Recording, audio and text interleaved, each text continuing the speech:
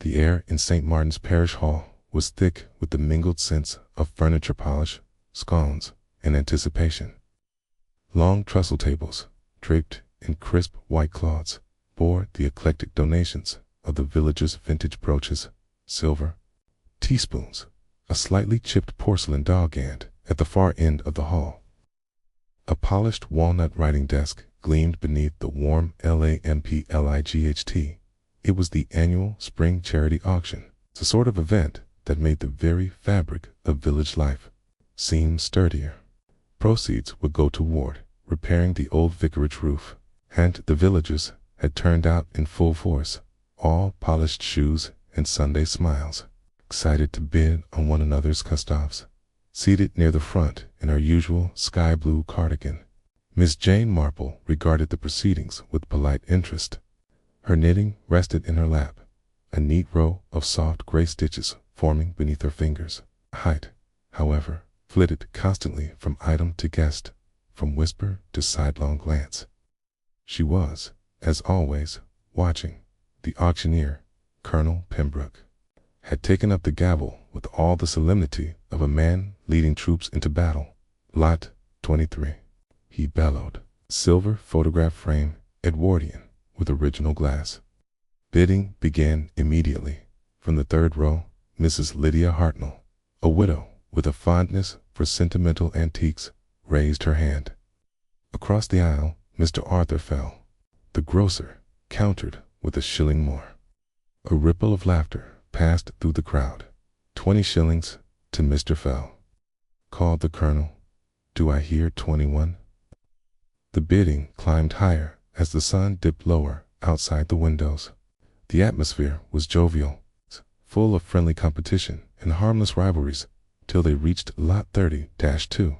It was a curious piece, a Victorian music box, lacquered in dark mahogany and inlaid with mother-roof pearl.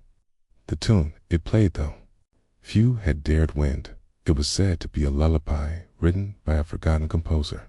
This, Colonel Pembroke announced grandly, comes from the estate of the late Mr. Ambrose Glenn. A hush fell. Even Miss Marple's needles paused. Mr. Glenn had died the previous winter peacefully, according to the doctor, though there had been some whispers about his affairs. His niece, Charlotte Glenn, had taken charge of his property, and had donated the music box as part of the auction. Miss Marple, though she rarely indulged in idle gossip, had overheard enough to know that Ambrose Glenn's finances were not quite what they had seemed, and that Charlotte, bright, ambitious, and lately returned from London, was said to be quite determined to make a clean break from the past. Do I have an opening bid? 10 shillings, came a voice from the back. Ted's turned. The speaker was Dr. Marcus Wells, a newcomer to the village, and a man whose presence had sparked no small amount of curiosity. He was tall, with silver at his temples, and a manner that was at once courteous and distant. 15, countered Charlotte Glenn, her eyes cool. A murmur rippled again. It was rare for a donor to bid on her own item. 18, said Mrs. Hartnell, clearly intrigued. 25, said Dr. Wells, without even looking up. Miss Marple glanced between the three of them. Charlotte's lips had thinned slightly. Mrs. Hartnell looked intrigued, but not emotionally invested. Dr. Wells, however, was not bidding for sport. He wanted the music box. 30 shillings to Dr. Wells, said the colonel, going once, twice. 40, said Charlotte, her voice sharp. A pause. Miss Marple's knitting lay forgotten now. Her eyes were fixed, not on the music box, but on the players themselves. There was something more here, something personal. The colonel raised an eyebrow. 40 then. To Miss Glenn. 50, said Dr. Wells. Charlotte hesitated. Her lips parted slightly, then closed. Her hand remained in her lap. The gavel fell. Sold to Dr. Wells for 50 shillings. There was a polite smattering of applause, and the auction resumed. But a tension lingered in the air, a thread of unease that not even a tray of lemon cakes could quite dispel. It was Miss Marple who noticed Charlotte slip away not long after. And it was Miss Marple, too, who, though invited to join a card game afterward, chose instead to take a slow walk past the rear of the hall, where the bicycles were kept. There, beneath the shade of the chestnut tree, she found Charlotte Glenn, standing stiffly, her arms crossed tightly across her chest. Miss Marple approached with the gentle tread of someone who had no intention of intruding, but always managed to do so anyway. "Such a handsome old box," she said softly. "It must have held some sentimental value for you." Charlotte did not turn. "I don't care about sentiment, Miss Marple." "No?"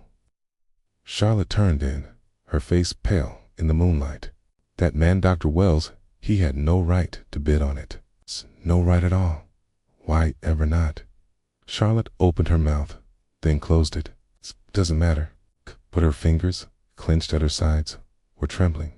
And later that evening, just before midnight, Dr. Marcus Wells was found dead in the study of his rented cottage, the music box shattered at his feet. By morning, St. Martin's was humming not with birdsong or the usual clatter of milk deliveries, but with gossip sharp enough to slice through bread. News of Dr. Marcus Wells's death had traveled at lightning speed. It had begun, as such, things often did, with young Thomas Briggs, the baker's apprentice, who had been dispatched to deliver bread to the doctor's cottage and returned wide and pale, insisting that no one had answered the door and that the window beside it had been smashed in with something nasty. By 8 o'clock, Constable Greaves had been summoned, and by 1:30, Mrs. Green, the postmistress, was already retelling the story twice removed and thoroughly embroidered to Mrs. Abernathy at the grocer's, complete with details about blood on the piano keys and a missing surgical scalpel, neither of which had yet been confirmed. Miss Marple, for her part, had risen early, as she always did, and was trimming a lavender bush when Inspector Cray of the County Constabulary arrived at her gate. A polite, fair-haired man in his 40s, Cray had known Miss Marple long enough to know her insight was not to be underestimated, though he never said so aloud in front of other officers. "Morning, Miss Marple," he said, lifting his hat. "Terrible business at Dr. Wells's place." She snipped the dry sprig with a faint smile. "Indeed, Inspector, a very sad thing. I gather it was discovered just after dawn." Cray nodded. "Window broken, signs of a struggle. The place was in disarray. And this," he paused, tugging gently at his collar, "this wasn't burglary. His wallet was on the desk, money untouched." "In the music box?" she asked, dusting her gloves together. "Shattered." Cray looked puzzled. "Odd thing. Really, most of the glass shards were embedded in the carpet near the hearth, as if it had been smashed intentionally." Miss Marple nodded slowly. "Ah, yes, the music box." She peered up at him over her spectacles. "Do you know, Inspector, I found that bidding episode last night quite out of character. Not the sort of village jostling one expects over teacups and doilies. There was tension." Cray gave her a measured look. "You noticed it too, then?" She nodded. "And I do so dislike tension, Inspector. It rarely ends tidily." Cray smiled faintly. "I've arranged to speak with Miss Charlotte Glenn later this morning. She was one of the last to see him. Seemed rather worked up, according to the vicar's wife." "Oh yes," said Miss Marple, turning to gather her basket. Charlotte was most definitely not pleased to see that music box in Dr. Wells's possession. Cray raised an eyebrow. "Do you think she's capable of this sort of thing?" Miss Marple's smile was faint. "Oh, my dear Inspector, I found it's not always a question of capable, but of pushed. People do dreadful things when they believe they're protecting something or someone they care about." He made a thoughtful sound, then tipped his hat again. "As always, I appreciate your thoughts. I'll keep you informed." Miss Marple watched him go, then turned to the lavender once more, her expression thoughtful. It was not the first time. Death had disturbed the calm routines of St. Martin's, but it was rare that the victim had been such an outsider by midday. The tea room at the Bluebell Inn was filled with murmurs over plates of seed cake and slices of pork pie. The locals gathered as if drawn by instinct, seating themselves in pairs and trios, their conversations overlapping in a fugue of speculation. "I heard he was poisoned," muttered Mrs. Hartnell, dabbing at her mouth, slumped right over that dreadful music box. "Oh, no, no," countered Mr. Hargrove, the church warden. "He was attacked with something heavy. It's always blunt force, you know, very English." "Do you think it was a robbery gone wrong?" asked the vicar's wife, glancing around theatrically. "I mean, he was a stranger here." "That box," Lydia Hartnell murmured again, frowning into her tea. "It's the box. He wanted it too badly." You saw how Charlotte reacted. Miss Marple entered just as this last remark was uttered. She accepted her usual table in the corner with a nod, and Miss Goff, the nervous young waitress, hurried to bring her a cup of Earl Grey and a currant bun. Miss Marple listened quietly, knitting in her lap once more. Her needles clacked gently, a quiet counterpoint to the more animated clatter of silverware and gossip. She noted several things as she sipped her tea. Charlotte had not been seen all morning. Dr. Wells had made no real social efforts during his stay. His manner was polite but aloof, and yet, when it came time to bid on that music box, he had cared deeply. But why? Miss Marple's gaze drifted to the window, where clouds had begun to gather above the green. She thought of something Charlotte had said the night before. He had no right to bid on it. I didn't want him to have it. Not it was mine, but he had no right. That suggested something else. Ownership, knowledge, a secret. Miss Marple finished her tea. Her thoughts crystallized around one possibility. What if the music box, so unassuming and sentimental, had been more than just a decorative trinket? What if it had held something of value, not visible to the naked eye? Perhaps, just perhaps, Dr. Wells hadn't been bidding on the music box at all, but on what was inside it. Inspector Cray had a certain approach to investigations, neat, linear, and orderly. He preferred clear motives, confessions that followed confrontation, and suspects who crumbled under the pressure of a direct question. Unfortunately for him, village crimes were rarely so obliging. And St. Martin's, with its lace curtains and impeccable lawns, had a tendency to hide its secrets under layers of respectability and jam-dash making. It was nearing noon when Cray arrived at Charlotte Glenn's cottage, a neat white structure on the edge of the village with a climbing rose threatening to overtake the porch. He was greeted not by Charlotte, but by her housekeeper, a stout, efficient woman named Mrs. Phelps, who ushered him into the drawing room with a quick, tight-lipped nod. Charlotte entered moments later, composed but paler than the day before.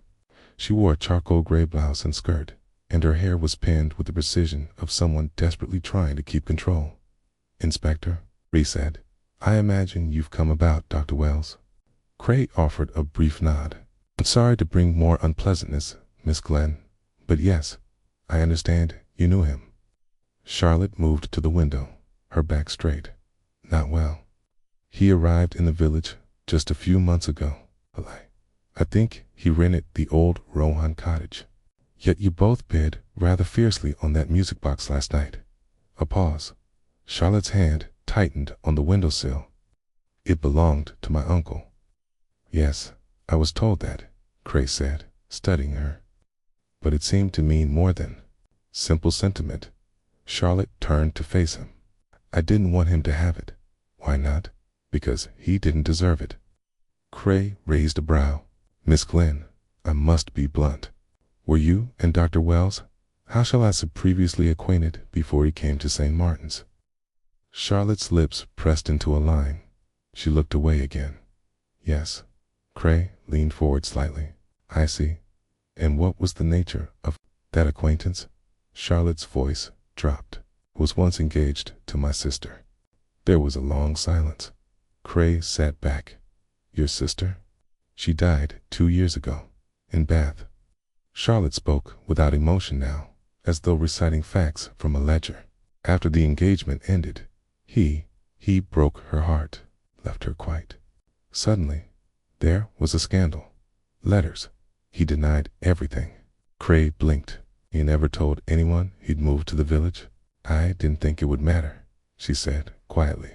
He acted as though we were strangers, so I played along, but you bid against him for the music box. Charlotte's chin lifted slightly. Because it was mine. I inherited it. And I had a feeling he was after more than just a pretty tune. Cray's eyes narrowed. What do you mean? She hesitated. Before he left my sister, there were rumors that he was using her to get at my Uncle Ambrose. Uncle Ambrose had quite a few rare items, collectibles. He was eccentric, but meticulous. We always believed he had hidden things of value, though nothing was ever found after his death. And you think Dr. Wells knew that? I think he believed the music box might be one of those things. Cray made a note. Was the box examined before the auction? Charlotte shook her head. No, it was part of a set of donations. I never thought. ... double quotes. She trailed off.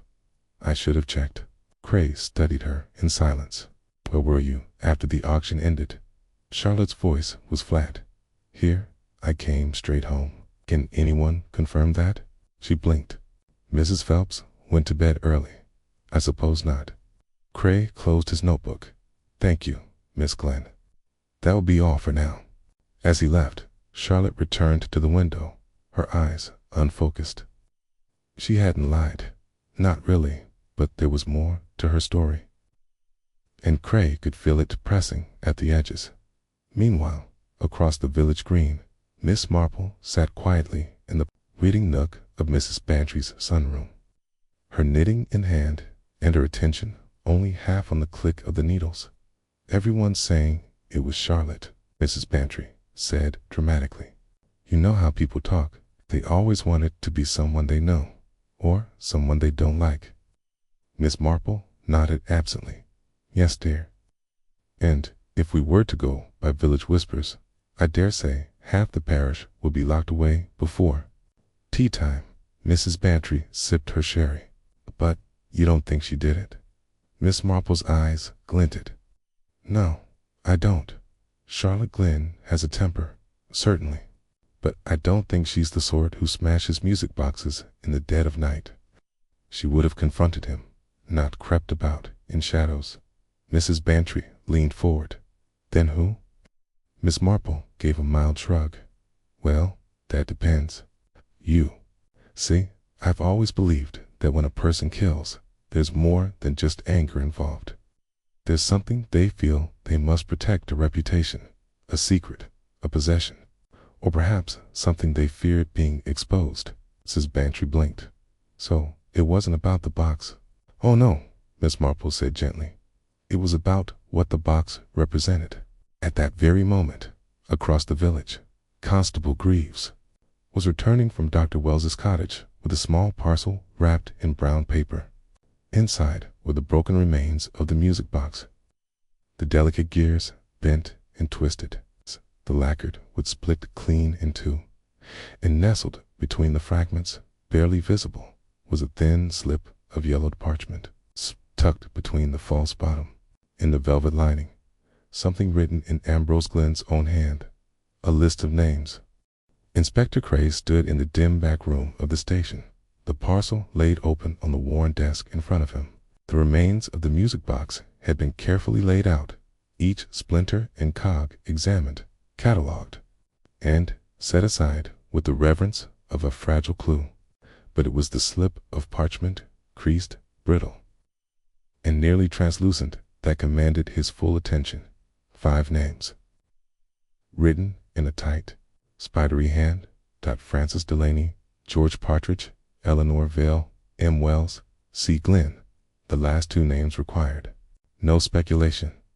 The others, however, were unfamiliar, unsettling. Cray traced the initials with the end of his pencil, lips pressed in a thin line. "Why would Ambrose Glenn write this?" he muttered. "And what does it have to do with the doctor's murder?"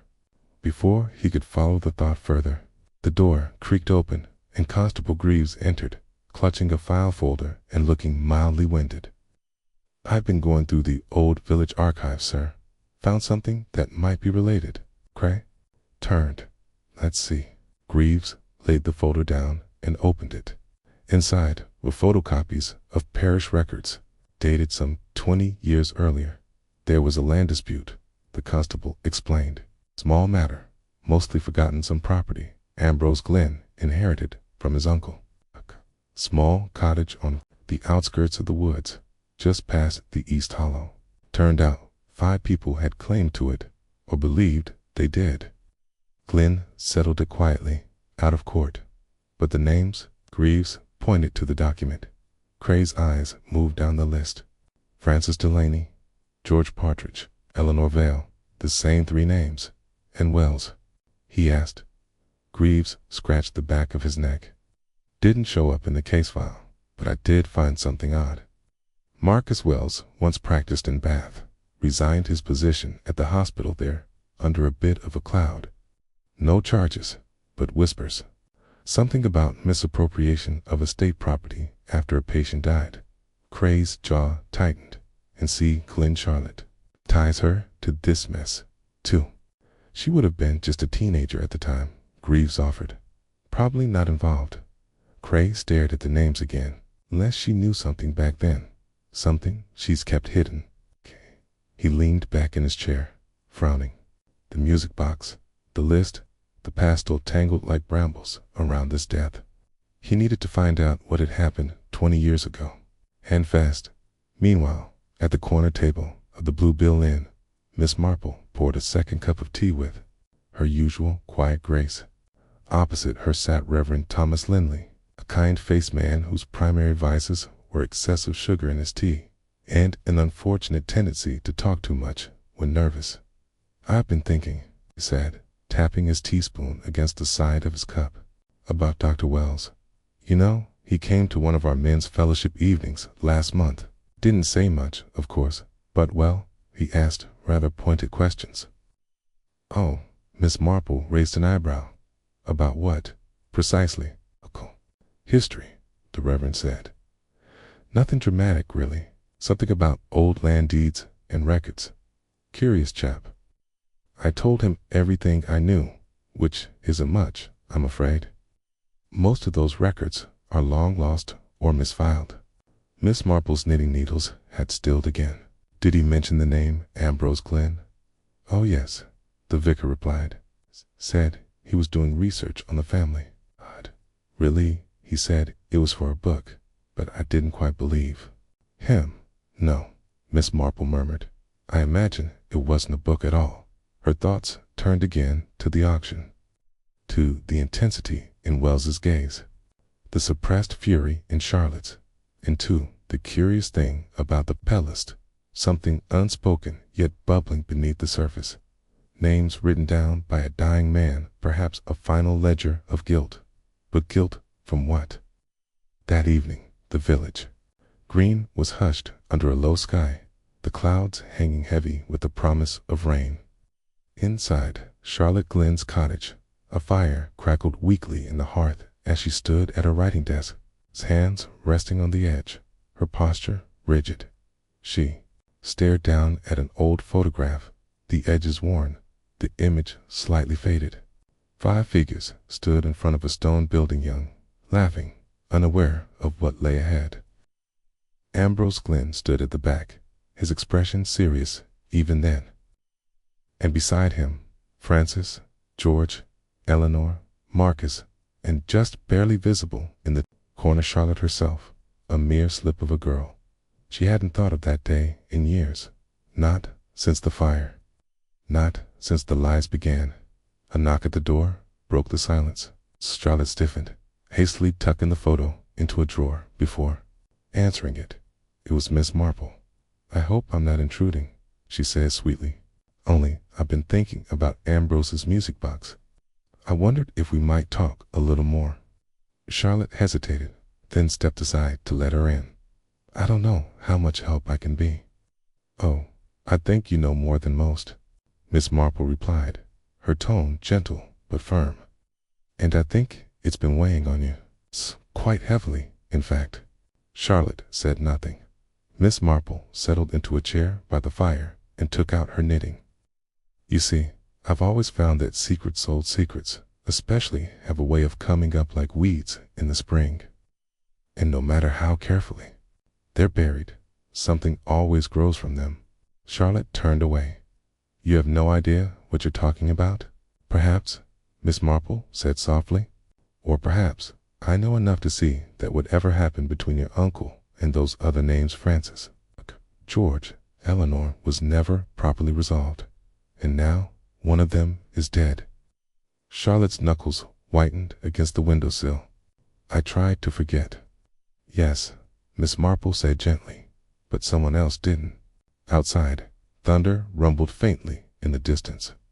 A low warning from the gathering dark dot, and across the village, in the locked archives of the old rectory, Constable Greaves pushed open a heavy drawer and found what he'd been searching for, a yellowed file marked Rowan Cottage Transfer Dispute. He pulled it free, flipped it open, and froze. Inside was a handwritten letter, dated March 1911, signed Ambrose Glenn, and addressed to his solicitor, with one chilling line underlined. Should anything happen to me, the music box holds the truth. The next morning dawned cool and damp, the rain having come and gone in the night, leaving behind puddles that mirrored the gray sky. In St. Martin's, the usual rhythm of village life continued. Children off to school, the clatter of milk, bottles, dogs barking in gardens, but underneath it all was a current of tension. Subtle but insistent, Miss Marple, seated beneath the bay window in her sitting room, was carefully threading a new skein of wool. The needles lay untouched on the armrest beside her. She had been thinking for some time now, retracing the steps not only of the past few days, but of years long buried. There was a pattern emerging, fragmentary, half-glimpsed, like a piece of lace turned wrong side out. The names, the photograph. The letter Constable Greaves had just brought to Inspector Crayall pointed to something calculated, something long in the making. There was, she felt, a buried story, and someone had just begun to dig it up at the police station. Inspector Cray sat at his desk, the letter from Ambrose Glenn spread out before him. The handwriting, though old-fashioned, was unmistakably precise. Should anything happen to me, the music box holds the truth.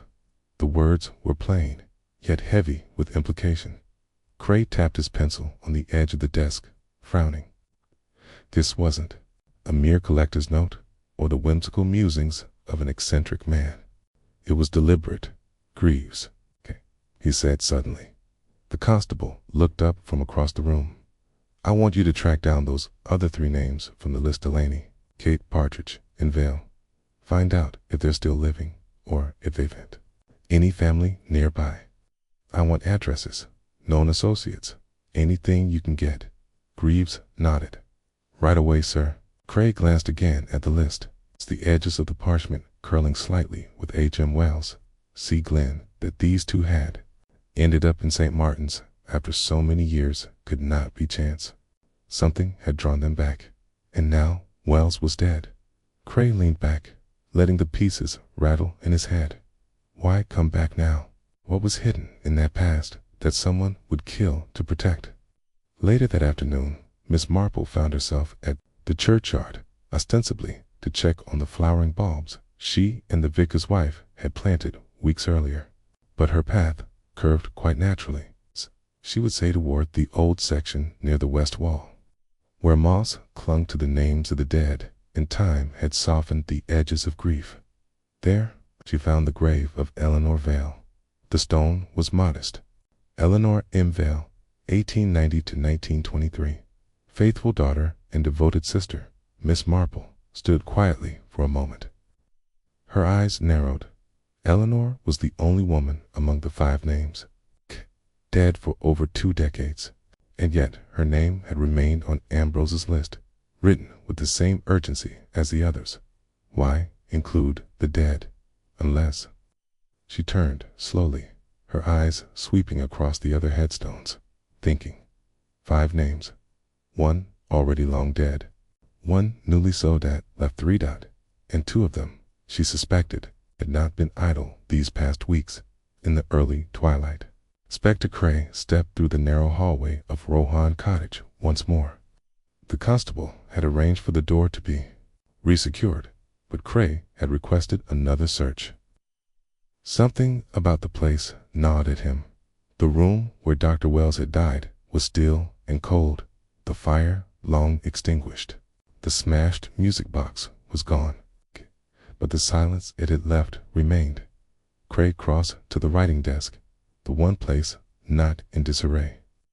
The drawer slid open smoothly, and inside he found a single notebook, leather-bound, unmarked. He hesitated, then opened it.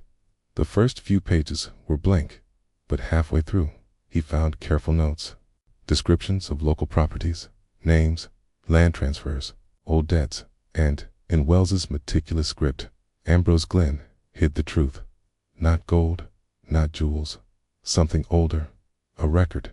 The others know. Cray turned a page, found a sketch of the music box, its dimensions annotated in detail, and below it, hidden compartment, verified. Charlotte suspected, but did not investigate. She doesn't know what was inside. Cray closed the notebook slowly. Sowells had been looking for something all along. And he had found it. But someone had found him first, that same evening, into the dim lamplight of her own sitting room. Miss Marple sat with her friend, Mrs. Bantry. They had been discussing the curious nature of secrets. It's the kind of thing, you know, Mrs. Bantry said, pouring more tea, that starts out quite small. One person covers for another.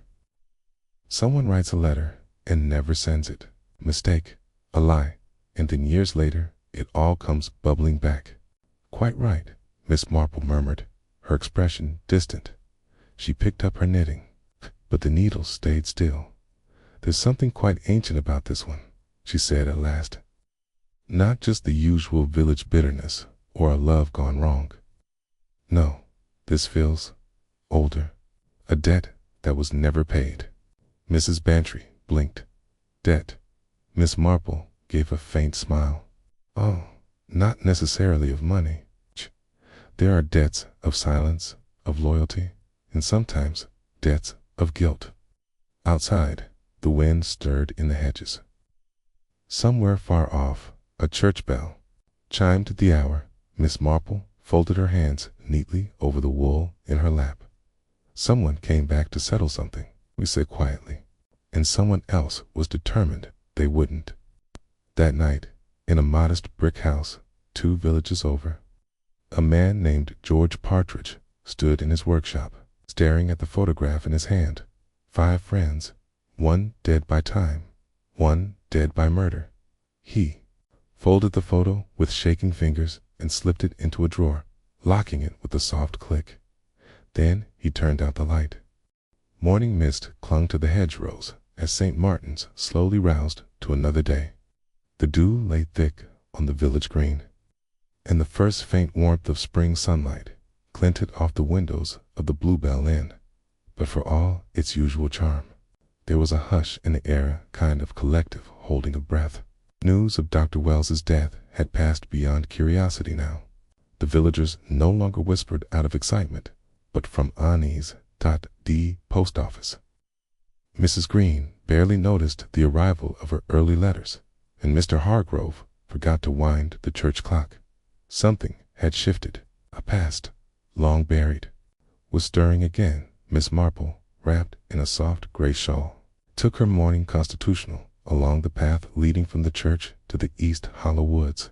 It was a quiet route, one she often preferred when thinking, and she walked with unhurried steps, serving the frost curling along the edges of the bracken. She had come not only to clear her thoughts, but to see a place seldom spoken of these days, Rowan Cottage's original boundary. The property, now rented by the late Dr. Wells, had once extended into the hollow itself until Ambrose Glenn had sold off a portion decades ago in a mysterious, hastily arranged transaction, and somewhere near the tree line stood the remains of an old outbuilding rumored to have been a gamekeeper's shelter. So Miss Marple suspected it had once served quite a different purpose. She paused at a slight rise where the ground dipped toward the tree roots, overgrown with ivy and moss. Stones jutted up at odd angles, half consumed by time. A chimney, crumbled and useless, leaned against the earth like a broken mast. She stood there for some time, listening. The woods were quiet, too quiet, as though they, too, remembered. At the station, Inspector Cray reviewed Constable Greaves's latest report. "George Partridge is living in Little Matherby," Greaves said, tapping the file. "Runs a repair shop now. Kept his head down. Never married." Cray nodded, scanning the details. "And the other Francis Delaney, still tracking him. Might have immigrated years ago. There's no firm trace yet. Vale's death is on record. Consumption, 1,923. Nothing suspicious. But odd that Glenn would still include her name." Cray closed the file and steepled his fingers. "This wasn't just about property, Greaves. There's an emotional undercurrent. Glenn didn't write that list for legal reasons. He wrote it because of something that happened, something he felt couldn't be forgotten." Greaves hesitated. "Sir, do you think Charlotte knows what it was?" "I think," Cray said slowly, "she knows part of it. But there's still a piece missing." He rose, reaching for his coat. "I'm going to speak with Mr. Partridge." It was a short drive to Little Matherby, and Cray found George Partridge, exactly as described, reserved, slow-moving, the quiet watchfulness of a man who had grown used to being left alone. His workshop was tidy, lined with shelves of clock parts, radio valves, and carefully labeled drawers. When Cray entered, George didn't look up immediately. He was polishing a brass carriage clock. "You've come about Marcus," he said at last. Cray paused. "You knew him, then?" Partridge gave a dry laugh. "Course I didn't. You don't forget people you made pacts with, even when you want to." Cray approached the workbench slowly. "What kind of pact?" Partridge put down the cloth and met his gaze. "The sort that holds for a long time until someone decides it's no longer convenient." "Ambrose Glenn?" Cray asked. Another pause. "We were young," George said finally. "Started as a venture. Something harmless. Ambrose had idea schemes. Really? We each invested something, but then things changed." Cray kept his voice calm. "How?" "There was a visitor. A man who came from London. We never knew his real name. Said he had a map, old property titles. Talked about treasure smuggling routes, even. Said the land behind the cottage had value." "And you believed him?" George's face tightened. "We were fools, but Ambrose he wasn't. He got nervous, said it had gone too far, told us to forget it. But by then, someone had already made copies of the documents, letters. Wells, most likely, always had a taste for leverage." Cray absorbed this in silence. "Was that what the music box was for?" he asked finally. George gave a short nod. "Ambrose kept things hidden. Records, agreements, threats. He was a cautious man, paranoid even. Said if anything ever happened to him, the box would speak." Cray leaned forward. "So who had the most to lose, if it did?" George looked at him evenly. "All of us." That evening, Charlotte Glenn sat alone in her uncle's study. Since his passing, she had kept the room locked partly from sentiment, partly because she hadn't yet had the heart to sort through it. But now, drawn by the threads unraveling around her, she had opened the door. Dust hovered in the slanting light. Books lined the walls, and on the large oak desk lay a single locked drawer she had never been able to open till now. She held the music box's winding key in her hand. It had been returned to her, cracked but intact. The box itself was destroyed, but the key. Ambrose had always told her it was a key to more than music. She slid it into the desk's hidden lock. A soft click echoed through the room. Inside, yellowed pages, maps, and a faded envelope. She pulled it free, her breath catching as she read the handwriting to be opened only if the past returns. As she unfolded the letter, her hand trembled. Outside, the wind rose through the branches, and far off, a fox's cry echoed in the hollow. Back at Miss Marple's cottage, the kettle whistled gently as she laid out her evening tray. She moved with quiet purpose, her face thoughtful. The circle was closing, but not neatly. No. This would not be a story of clean justice and tidy confessions. This would be a story of buried truths. Reluctant reckonings and debts, some paid in silence, others in blood. And it wasn't finished yet. The letter was brittle in Charlotte's hands, the paper thin with age, and the ink faded to a sepia brown. She read it once, then again, slower, each word anchoring itself deeper into her mind. My dearest Charlotte, if you are reading this, then something has stirred the ashes of what we buried long ago. You must understand, I did what I thought was right, but right and lawful are not always the same. There was a ledger, a record of payments, made illegal payments, made in silence, to silence others. I kept it, not for leverage, but for penance. The music box was my seal. If the truth ever needed to be unearthed, it would start there. Be cautious of the others. Not all are content with the past staying buried. And secrets, once unearthed, are rarely gentle in what they take. Yours in trust. Ambrose. Charlotte sat back, her pulse a cold, steady thrum beneath her skin. The letter said nothing overtly damning, yet between the lines were the sharp edges of something far more dangerous. Ledger, payments, silence. It wasn't just about land or trinkets. It was about complicity. She reached for the stack of documents that had been hidden in the desk, fragments of receipts, hand-drawn maps, and a faded journal bearing the initials F.D. Francis Delaney, a name she hadn't heard aloud in 20 years. That same evening, Inspector Cray returned to the station, his coat damp from a spring drizzle and his mood darker still. Greaves met him at the door, holding a telegram in one hand and a file in the other. News from the Foreign Office, the constable said. Delaney's last known address was in Lisbon, but there's no record of departure from the UK in the 2E. Last 15 years. And he handed over the file. We found something else. Cray opened the folder and stared at the contents. A faded copy of an inquest. Year 1923. Name Eleanor Vale. Cause of death respiratory failure. A what caught his attention was a brief notation in the corner. It's handwritten and barely legible. Witness Marcus Wells. He frowned. I thought he wasn't in the village until this year. Greaves shrugged. Maybe he wasn't, but he was present at the inquest.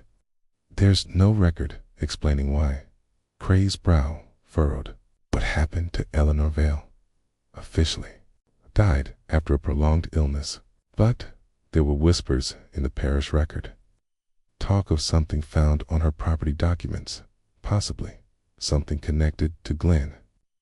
Cray rubbed his temple. This ledger of Ambrose's, it must have tied them all together. Vale found it, or part of it, and Wells saw something he shouldn't, and now he's dead. Cray's jaw set.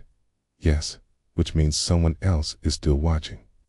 The next morning, Miss Marple found herself once again in the company of Reverend Linley, who had invited her to look through the church's older registers and property records ostensibly to assist with local history week. Though both of them knew it was for something more. They sat at a long table in the vestry. Yellowing papers spread before them like the pages of some long-forgotten book.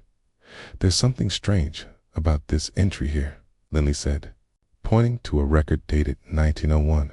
It's transfer of church land to Ambrose Glenwright, up to the edge of East Hollow. No explanation. Had the records been amended in a different hand 20 years later? Miss Marple peered over her spectacles. That would be shortly after Eleanor Vale died, wouldn't it? He nodded. Yes. And look, this margin note. Boundary dispute settled, record sealed. No details. No names. Miss Marple's eyes narrowed slightly. When things are sealed in a village like ours, Reverend, it usually means the truth was deemed too inconvenient. She tapped her knitting needle against the page thoughtfully.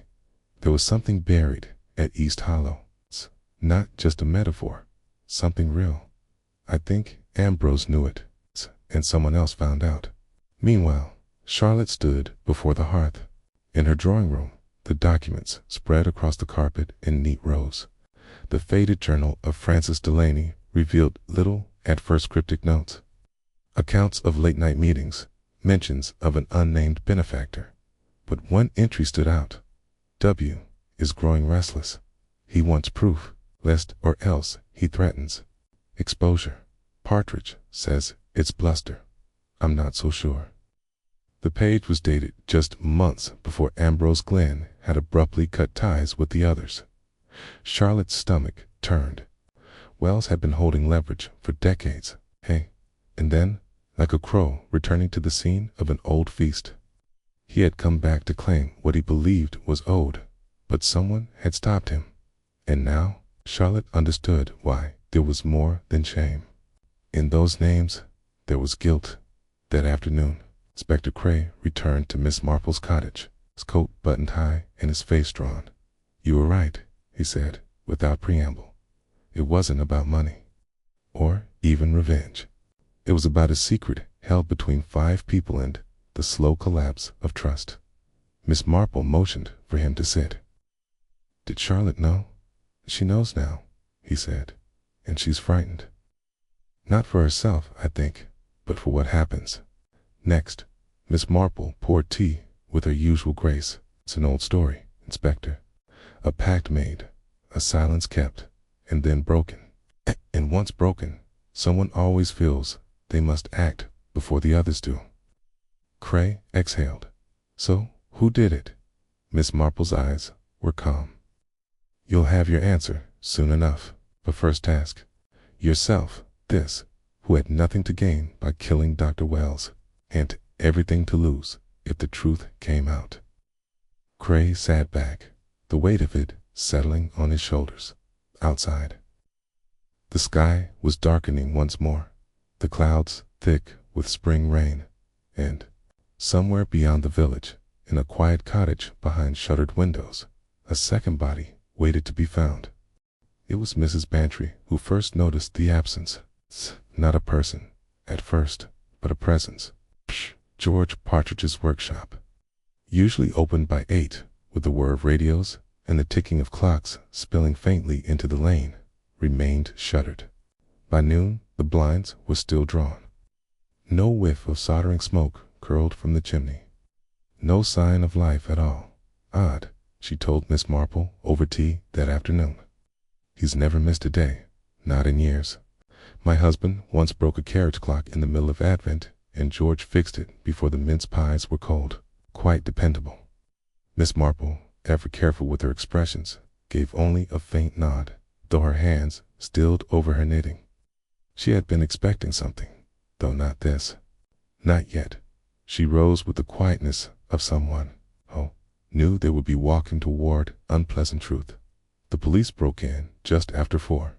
George Partridge's house was small and neat. Everything in its place. Tea still sat in the pot on the stove. The day's newspaper remained folded on the table. But there was no sign of a struggle. No upturned chairs, no broken glass, except in the workshop. There, amid the tools and tidy chaos of gears and wires, George lay slumped beside his bench, one hand resting on the floor, the other curled near his chest. His spectacles had slipped askew, one lens cracked. Inspector Cray arrived minutes later, jaw tight, jaw set. Natural causes? Greaves asked hesitantly, peering over his shoulder. Cray glanced at the constable. "We'll wait for the coroner, but I doubt it. There's no sign of violence, but something about this feels deliberate." He moved to the bench and saw a sheet of paper resting beside the half-polished brass clock. On it, in a tight, shaking hand, were 5 words. "I didn't kill Marcus Wells."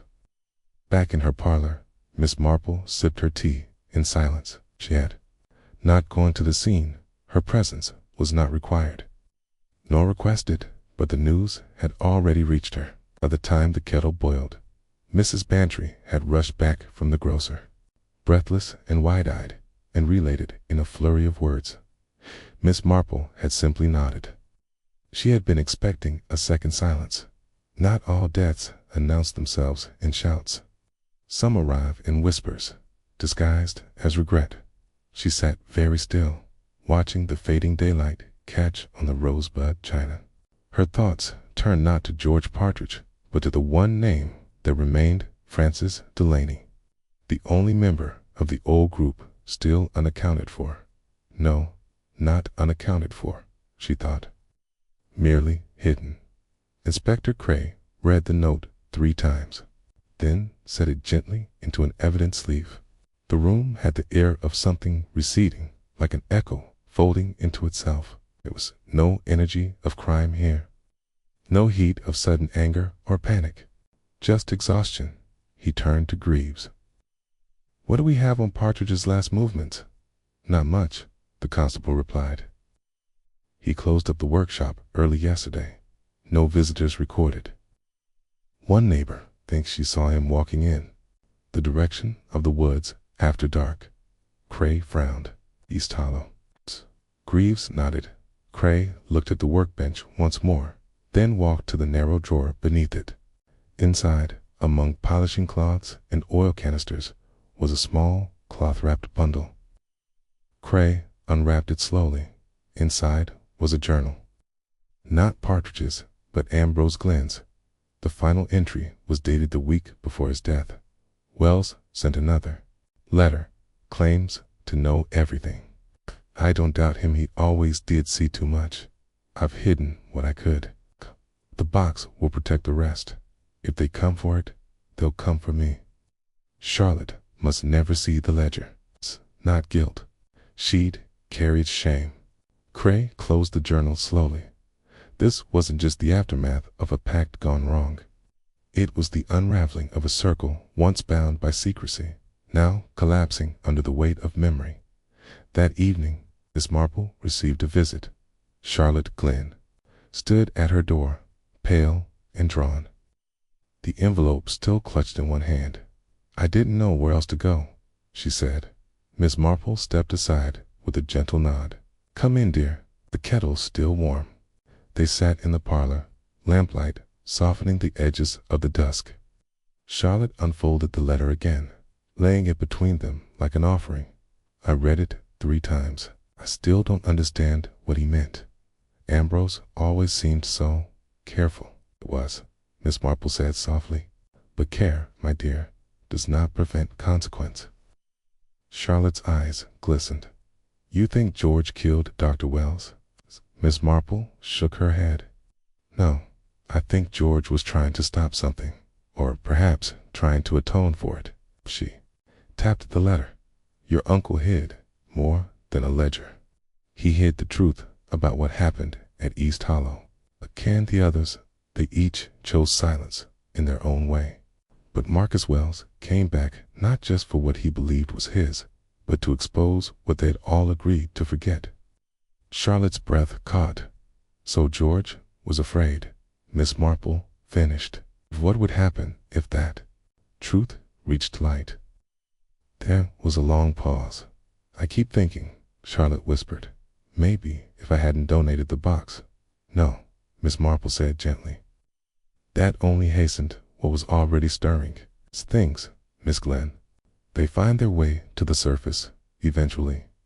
Outside, the night had fallen. The wind moved in the trees like a hush, and somewhere down the lane, a church bell tolled 7 times.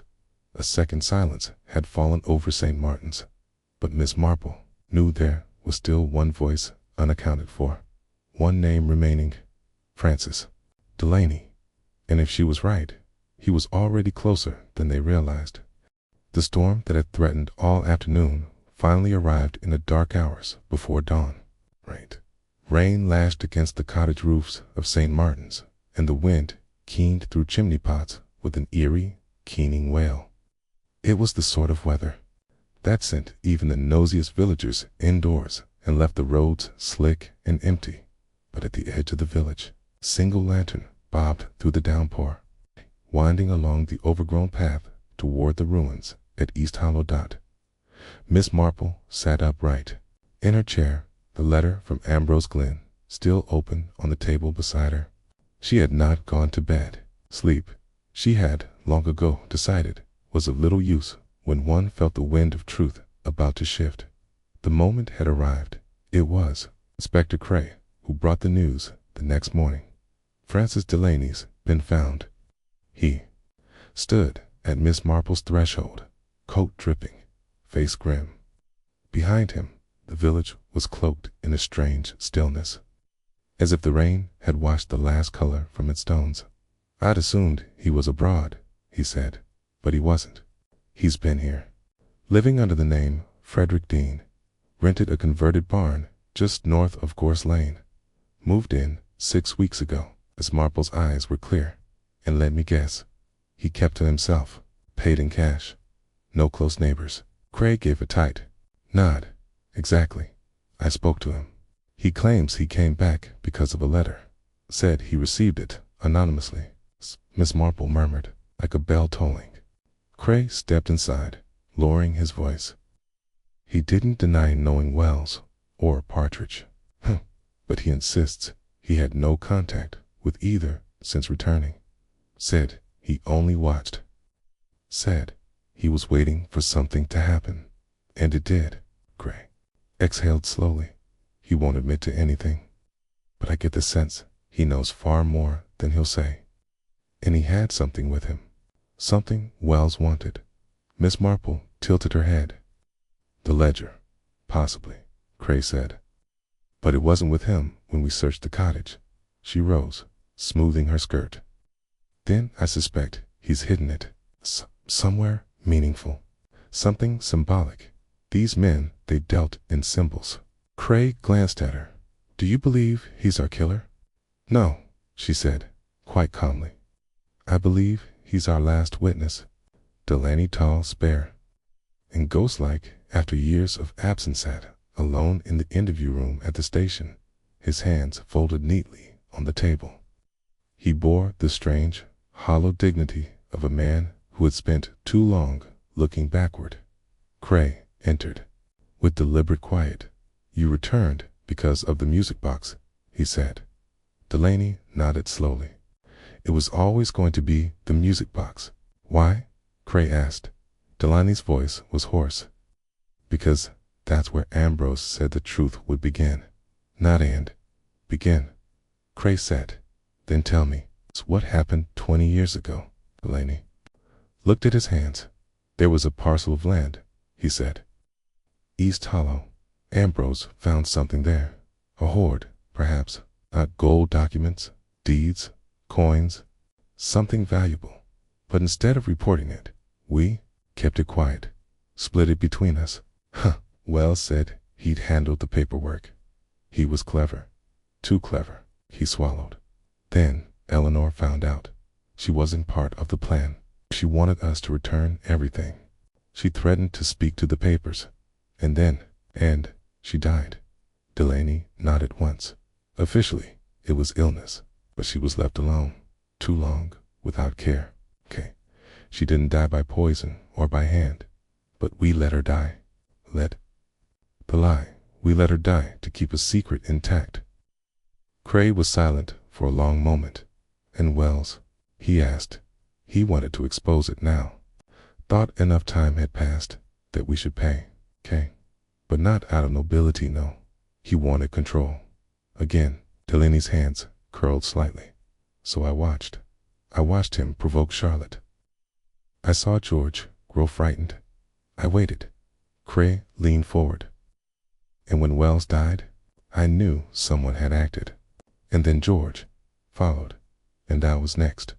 You were afraid. Delaney looked up, and his eyes were full of something that wasn't quite fear. Not afraid, just tired. I've carried the silence for so long, forgot how to speak without it. Miss Marple, meanwhile, had taken a different path that morning, one lined with violets and wet gravel, toward the chapel ruins behind East Hollow. She carried no lantern, no notebook, only a small trowel and a satchel tucked over one arm. She knew what she was looking for. The ledger, yes, but more than that, the intent behind its hiding. She found it beneath a loose stone in the chapel wall, dry in its oilskin wrapped out inside, the full record, receipts of sale, split shares. A note in Wells's hand detailing how and when he had planned to expose the others. And beneath it all, the smallest page of them all, Eleanor's letter. Miss Marple read the final words of a woman who had tried to do the right thing and had been met with silence. Then she folded the ledger close. Some truths must be spoken, others must be understood. Later that evening, as twilight dimmed the corners of the village, Miss Marple met Inspector Cray beneath the chestnut tree outside the hall. "It's over then?" he asked. Miss Marple nodded. Delaney was not the killer, nor was Partridge. They were merely men trying to outlast the memory of themselves. Cray glanced at her. "Then who?" She looked up at the tree. "Sometimes," she said, "the truth isn't about who pulled the trigger, wound the spring. Sometimes it's about who allowed the music to play in the first place." She turned. "I'll tell you tomorrow." The next morning dawned with a cold clarity that seemed to sweep away the last shreds of the storm. The puddles had frozen slightly at their edges, and the trees stood bare and still, like sentinels keeping watch. In the hush that followed the chaos, the village returned to its routines, though quieter now, as if it too sensed that something long held in shadow had been brought into the light. Miss Marple arrived at the station just after 10, escorted by Charlotte Glenn, who looked pale but composed, the lines around her eyes set with purpose. Inspector Cray stood waiting in the interview room, the ledger Miss Marple had unearthed resting in the center of the table. "This is everything?" he asked quietly. Miss Marple nodded. "All of it. Ambrose's account, Wells's annotations, even Eleanor Vale's final letter tucked between the pages like a pressed flower. A record of guilt, yes, but also of cowardice." Cray opened the ledger. He had already read most of it. Still, the sight of so many names, so many entries, filled him with a quiet revulsion. The past, so often spoken of with sentiment, had teeth. Charlotte sat across from him, her hands folded in her lap. "I think I understand now," she said. "Not just what they did, but what they allowed." Cray looked up. "You said you didn't kill Dr. Wells. I believe you. But you knew, even then, that something was buried in that music box." Charlotte's voice was steady. "Yes, I suspected my uncle had hidden something, but I thought it was petty. A will, perhaps, something to do with inheritance. I didn't know it was all of this." Miss Marple's voice, soft but unwavering, cut through the quiet. "What you felt that night, Miss Glenn, wasn't just grief. It was the pressure of a truth you weren't ready to face. You weren't alone in that." Cray leaned forward. "The problem is, the truth doesn't point us to a killer. At least not directly. No fingerprints, no confession. Only a chain of decisions, half of them made decades ago." Miss Marple gave a faint smile. "But Inspector, I think you've misunderstood the nature of the crime." She reached into her handbag and produced a smaller notebook, her own.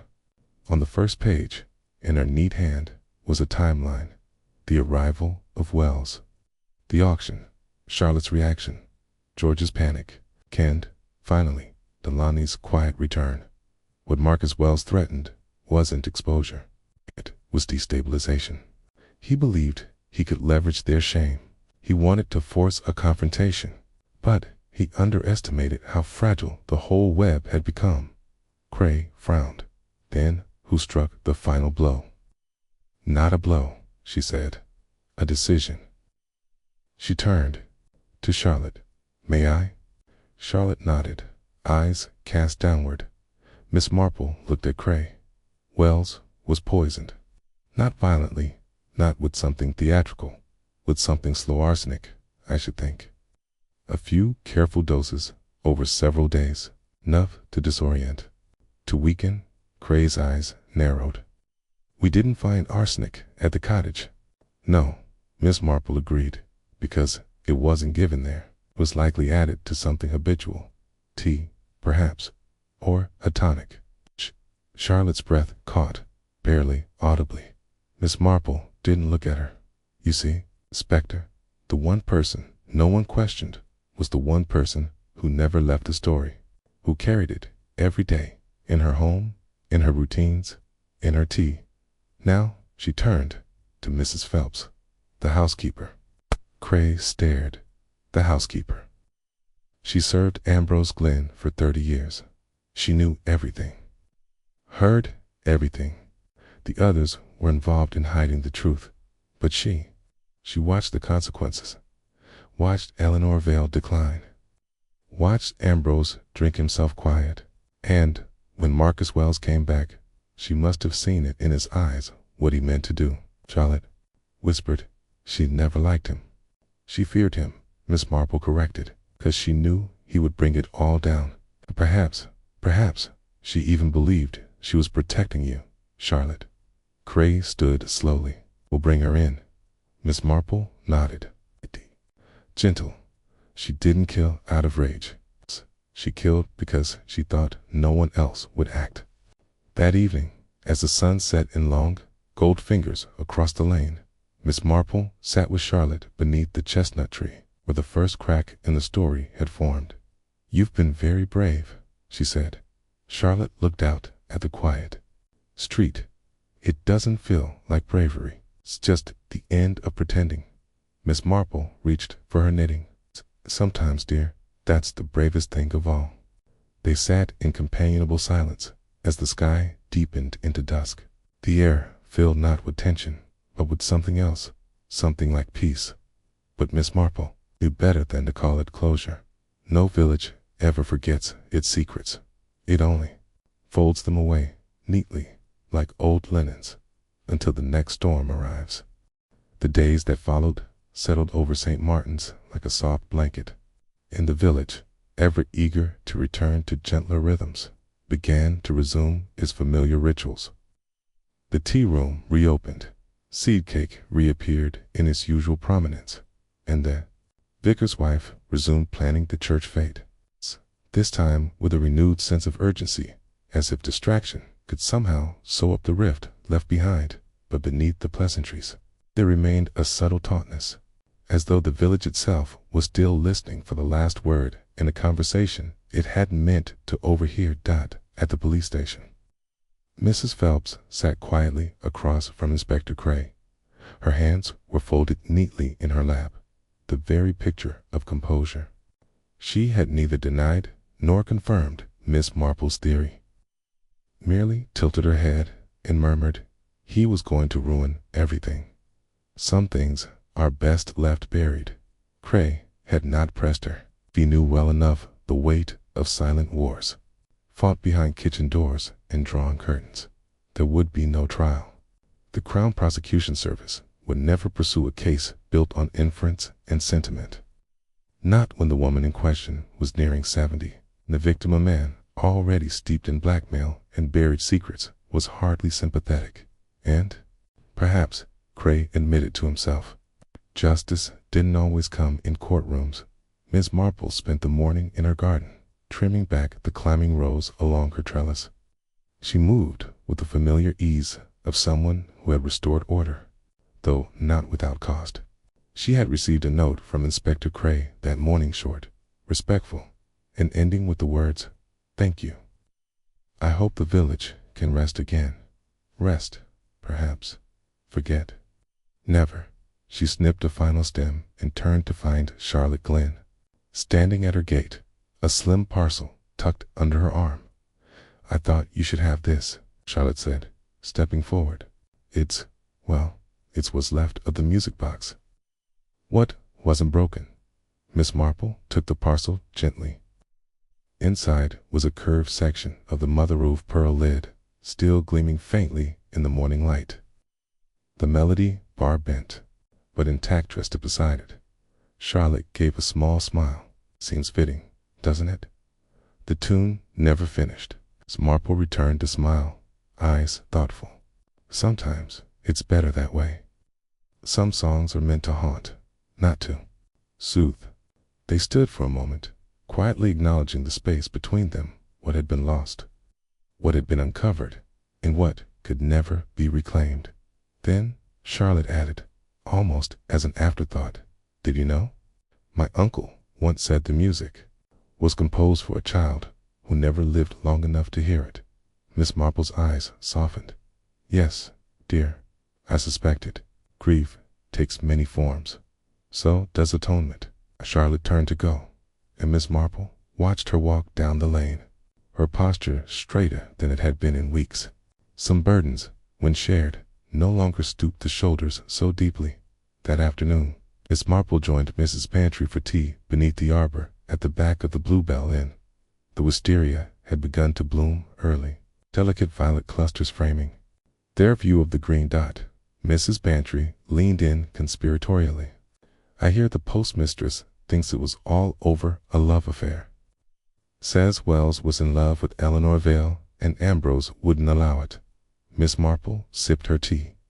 An excellent theory, I'm sure, though I do find it curious how love is so often blamed for the things ambition and guilt tend to orchestrate." Mrs. Pantry blinked. "So it wasn't love?" "Oh, I think love was there. It's not the kind that makes people better.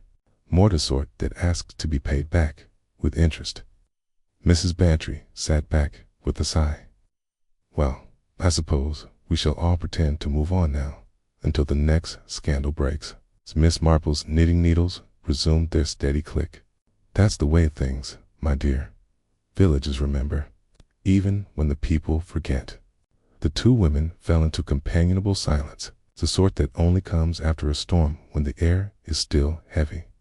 But the worst has passed, and though the sun shone warmly through the arbor, Miss Marple felt, as she always did, that something remained, small thread yet to be pulled, because every soft mystery leaves behind one unanswered question, and sometimes the most unsettling ones are those no one dares ask.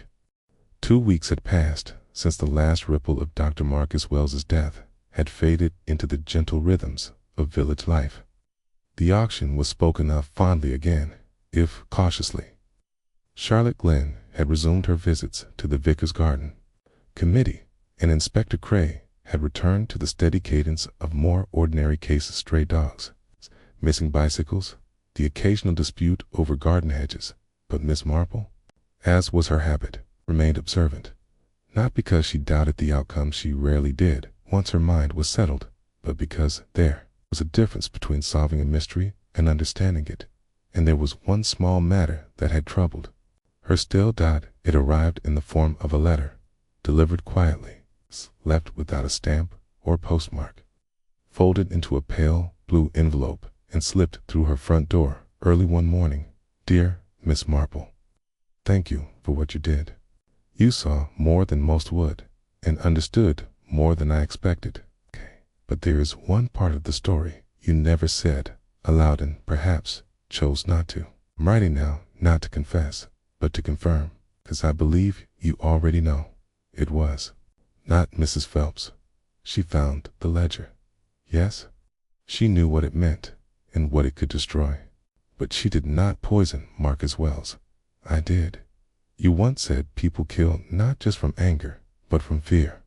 You were right. I feared what Marcus would do to my family's name, my uncle's shame, my sister's ghost, the things that would rise again if the ledger came to light.